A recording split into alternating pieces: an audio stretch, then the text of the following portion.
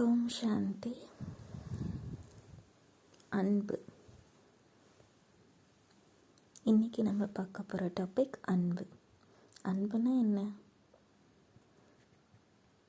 மற்றவர்கள் மீது அன்பு வைப்பது, அனைவரும் மீதும் அன்பு வைப்பது, முக்கியமாக தன் மீது அன்பு வைப்பது, தன் ஆத்ம அபிமானம் மூலம் தம் ஆத்ம அபிமான நிலையில் அன்பு வைப்பது, தன் ஆத்ம அபிமான நிலையின் மேல் அன்பு வைப்பது, அதாவது தன்னுடைய ஆத்மா முன்னேறுவதற்காக அன்பு வைப்பது. சரிங்களா? இதே தான் மற்ற ஆத்மாக்களுக்கும் பொருந்தும். மற்ற ஆத்மாக்களை முன்னேற்றத்துக்காகவும் உலக மக்கள் ஆத்ம சக்தி ஆத்மா முன்னேறத்துக்காகவும் வைக்கிறது தான் அன்பு. உண்மையான அன்பு, சத்திய அன்பு. அதுதான் சிவன் நம்ம மேலே வச்சிருக்க அன்பு. சரிங்களா? இதுதான் சிவன்கிட்ட இருந்து நாராயணன் நம்ம எடுத்துக்கிற அந்த அன்பின் குணம். சரிங்களா? அன்பாகட்டும், கருணை ஆகட்டும், இது தேவதைகளுக்கே உரிய குணம். சரிங்களா? இந்த கலியுக மனிதர்கள், மிருகங்கள், நரகாசுரர்களுக்கு இது இருக்காது. அவர்கள் அன்பில் குறைந்திருப்பார்கள், கருணையில் குறைந்திருப்பார்கள். குறைந்திருப்பது என்ன? கலியுக கடைசியில் ஃபுல்லாகவே அவங்க எல்லாமே இழந்து தான் இருப்பாங்க. அப்போ தான் உலக அழிவே ஸ்டார்ட் ஆகும். சரிங்களா? இதில் நம்ம 100% இருப்போம்னா, அப்பையும் ஆதார அசையாத நிலையில் இருப்போம். ஆனால் அவங்க கிட்ட இது கொஞ்சம் கூட துளி % கூட இல்லாமல் இருப்பாங்க. ஆனால் அவங்க பதறுவாங்க. இதுதான் அவங்களுக்கும் நமக்குமான வித்தியாசம். சரிங்களா? ஓம் சாந்தி. கருணை. கருணை எதன் அடிப்படையில் வருது? சரிங்களா? இப்போ ஒருத்தர் சாப்பாட்டுக்கு ரொம்ப கஷ்டப்படுறாங்க, சாப்பாட்டுக்கு இல்லை நம்ம வெளியிலேயே போகிறோம், அங்கே ஏதாவது விலங்கினங்கள், உயிரினங்கள் சாப்பிட முடியாமல், சாப்பாட்டுக்கு வழி இல்லாமல் கஷ்டப்பட்டு இருந்தால் அங்கே கருணை வருது. ஆனால் இது எதன் ரீதியிலான ஒரு கருணை? அன்பு. உடல் ரீதியிலான சாப்பாட்டுக்கு வழி இல்லைன்னு. ஆனால் அது நம்ம ஆத்ம அபிமானமாக மாற்றணும். சரிங்களா? ஆத்ம அபிமானம் நிறையா அந்த அன்பில் இருக்கவங்களுக்கு தான் இது தோணவே செய்யும். ஏன்னா இப்போ கலியுக மனுஷங்க வெளியில் என்ன தான் எவ்வளோ ஜீவராசிகள் சாப்பாடு இல்லாமல் இருந்தாலும், ஆனால் அவங்க மிருக குணத்துக்கு அவங்க வாழ்ந்தால் போதும், அந்த மாதிரி வாழ்கிறாங்க. கொஞ்சம் கூட இறக்கம் இல்லை. சாப்பாடு கூட போட மாட்டாங்க, ஆனால் துரத்தி விடுறது, கல் எடுத்து அடிக்கிறது, எவ்வளோ இறக்கமற்று இருக்காங்க இந்த உலகத்தில். சரிங்களா? நம்மளும் பார்க்க தானே செய்கிறோம். சரிங்களா? ஆனால் நம்மளுக்கு அந்த மனசு வருமா? வராது. ஏன்னா நம்ம தேவதைகள்.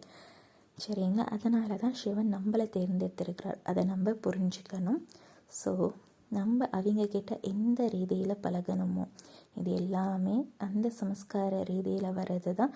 அவங்களோட உண்மையான சமஸ்காரத்தை புரிஞ்சுக்கிட்டு அவங்க கூட பழகணும். சரிங்களா? ரொம்ப ஒட்டி உறவாடினாலும் அவங்களோட அந்த இறக்கம், உண்மையான அந்த ஒரு இக்கட்டான சூழ்நிலையில் அவங்க விட்டுட்டு போயிடுவாங்க. சரிங்களா? இல்லை அதுக்கான ஒரு சின்ன விஷயமா இருந்தால் கூட அவங்களுக்கு அந்த ஹெல்ப் பண்ணும் அந்த இது தோணவே தோணாது. சில பேர்த்துக்கு அவ்வளோ அக்கறைலாம் காட்ட மாட்டாங்க. சில பேர் ரொம்ப இரக்கமற்றவங்களாக இருந்தாங்கன்னா அந்த டைமில் கண்டுக்க கூட மாட்டாங்க. இந்த மாதிரிலாம் இருப்பாங்க. சரிங்களா? இதெல்லாம் நம்ம இதிலேருந்தே தெரிஞ்சுக்கலாம். ஓகே. ஓம் சாந்தி. ஸோ இந்த மாதிரி இருக்காங்க. தேவதைகளுக்கே உரிய இந்த கருணை, இரக்கமும் ஆத்ம ரூபத்தில் இருக்கணும்னு சொன்னேன். சரிங்களா? இப்போ சாப்பாட்டு கஷ்டப்படுது. சரிங்களா? அதை பார்க்கும்போது நம்ம மனசு ரொம்பவே வெம்பும், ரொம்ப நம்மளுக்கும் மன வருத்தம், கஷ்டப்படும். ஆனால் சிவன் இந்த மாதிரி எல்லாருமே அவரோட உயிர்கள், அவரோட உயிர் மாதிரி தான் அவரு நேசிக்கிறார். ஆனால் அவர் இதுக்கு எல்லாத்துக்குமே கஷ்டப்படுறாரா? நம்ம கஷ்டப்படுற மாதிரி அந்த கஷ்டம் அவர் ஃபீல் பண்ணுறாரானா? ஃபீல் பண்ண மாட்டார். கண்டிப்பாக பண்ண மாட்டார். ஏன்னா அவர் ஆத்மஸ்திதியில் நிரந்தரமாக இருக்கார். சரிங்களா? அவர் அந்த நிரந்தர அதீந்திரிய சுகம், ஆத்ம நிலை, சர்வசக்திவான் மாஸ்டர் சர்வசக்திவான் நிலையில் இருக்கும் போது அவர் சக்தி கொஞ்சோண்டு கொடுப்பாரு.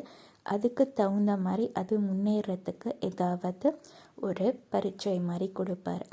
அது பாஸ் பண்ணணுங்கிறதுக்காக கொஞ்சம் சக்தி கொடுப்பார். அதில் அவர் கருணை காட்டுவார். இதுதான் ஆத்ம ரீதியில் காமிக்கிற கருணை. அந்த மாதிரி தான் சிவன் நமக்கும் அந்த கருணை காமிப்பார். சரிங்களா?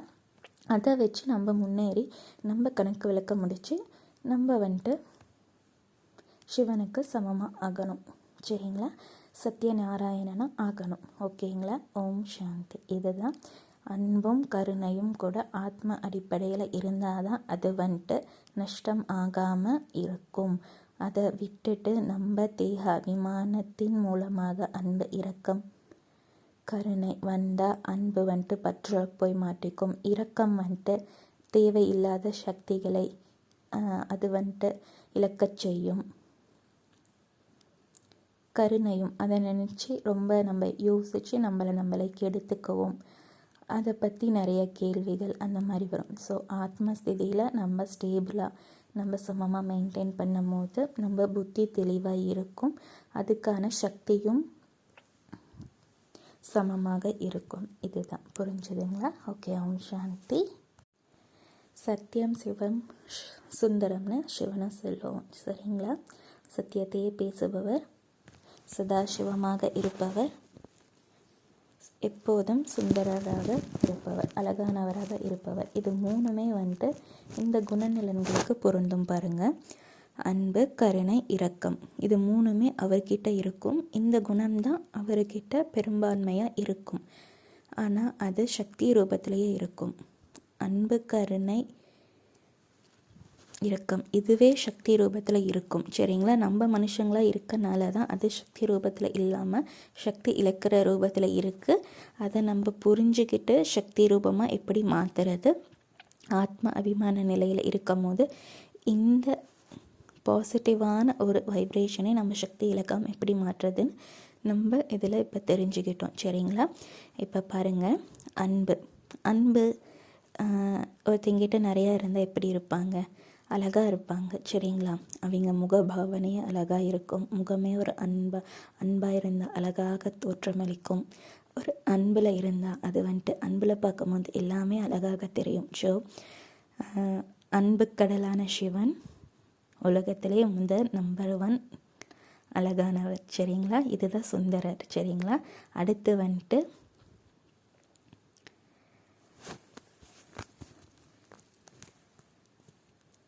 சிவம், சதாசிவமாக இருப்பவர். சரிங்களா? சதாசிவம்னா என்ன? எனக்கு என்னன்னு சிவனேன்னு இருக்கிறாரு. சரிங்களா? அப்படியே அர்த்தம். சிவனேன்னு எதையும் கண்டுக்காமல் இருக்கிறாரா? ஒரு விதத்தில் பார்த்தா அப்படி தான் இருக்கார். ஆனால் ஒரு விதத்தில் பார்த்தா அக்கறை எல்லாமே இருக்குது. அவர் மாதிரி நம்ம மேலே அக்கறை காட்டுறவர் யாருமே இருக்க மாட்டாங்க. ஏன் இப்படி இருக்கார்? ரெண்டுமே கலந்துருக்கார். நம்மளால ஏன் புரிஞ்சிக்க முடியல? ஏன்னா அவர் வந்துட்டு ஆத்ம ரூபத்தில் இருக்கனால, அந்த ஆத்ம சக்தி முழுமை தன்மையில் எப்பயுமே நிறைஞ்சிருக்கிறதுனால சதாசிவமாகவும், அந்த சக்தி ஃபுல்லாக இருக்கனால சதாசிவமாக இருக்கார். அதுதான் சதாசிவம். சரிங்களா?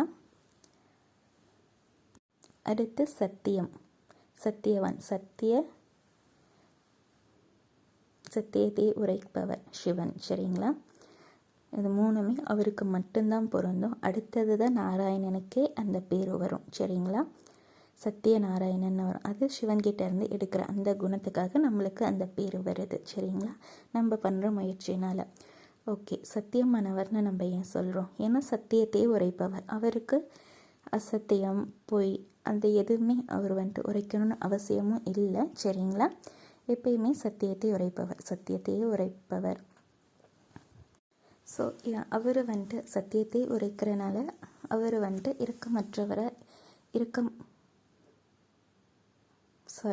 இரக்கம் உள்ளவராக இருக்கிறார். சரிங்களா? இரக்கமற்றவர்கள் வந்துட்டு இந்த கலியுகத்தில் இரக்கமே இல்லாமல் பொய், கபட நாடகம், பொய் பேச்சு இந்த மாதிரி நடிச்சிட்ருக்காங்க. சரிங்களா?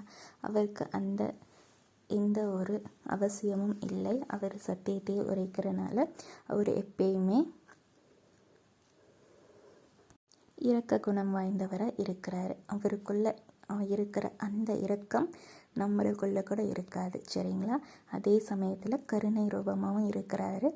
ஆனால் சிவமாகவும் இருக்கிறாரு. சரிங்களா? இது மூணையும் நம்ம பொருத்திக்கலாம். சத்தியம், சிவம், சுந்தரம். சரிங்களா? எப்பயுமே கருணையாக அவர் இருக்கிறனால தான் சத்தியவானாக இருக்கிறாரு.